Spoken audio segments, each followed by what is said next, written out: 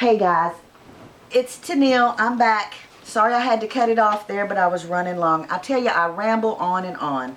I try to keep my videos about 15 minutes, but I ramble on and on. So, where we were was, oh yeah, did they just carry on while these girls are walking and they get their eye pecked out? That seems so wild to me. And, why would they expose their good eyes to the birds on the return trip? Now, these birds are obviously dangerous. They've already pecked the girl's eyes out. Yet and still they get into that situation to where their other eye gets pecked out by the birds on her shoulders. And what would Aschenputtel's reaction to this be? What would you do? I mean, was she horrified? She seems like a sweet girl. It seems like she would be horrified by her protective birds pecking the eye out of the girl next to her, regardless of who it was. You know, I mean, that seems so horrible. And I wonder, does this represent fate, destiny, or justice, or possibly just a poor plot device? I mean, maybe it truly is just that. Maybe they wanted the girls to be punished in some way, and kind of, this feels a little tacked on, you know, and it's gruesome. And I think sometimes a story would go from one person to another, and they would embellish it with little gruesome details to make it, I don't know, more interesting, that would stick in their mind a little bit longer, something like that. That's about all I have on notes on this. I had several more things that I wanted to talk about this story, but I don't want to just wear it out completely. I certainly do want to discuss it in the comments if you're interested in having a discussion. And this story and all of my stories are on my Storytime playlist on my channel. And I try to present the story and then present a discussion about the story separate so that you're able to listen to just the stories if you're not interested in discussing them.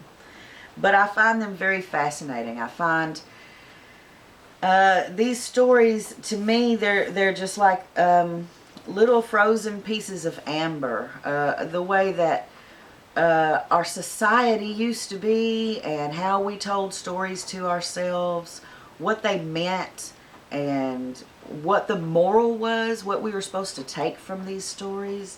This story here, I think it endured just because it's so appealing, that the poor downtrodden girl, you know, becomes the princess and wins in the end, even though all hands are against her.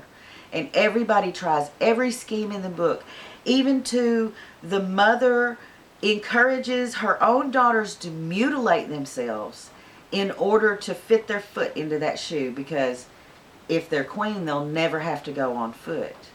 And that shows you the mindset of these people, that these girls were willing to do this and that this was acceptable, that it would be understandable that someone mutilate themselves in order to be queen, that, you know, it would be worth it to cut off their toe if they could be the queen.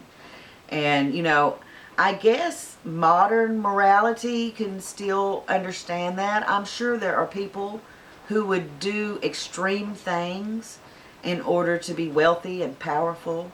You know, it's very thought-provoking. It's very thought-provoking.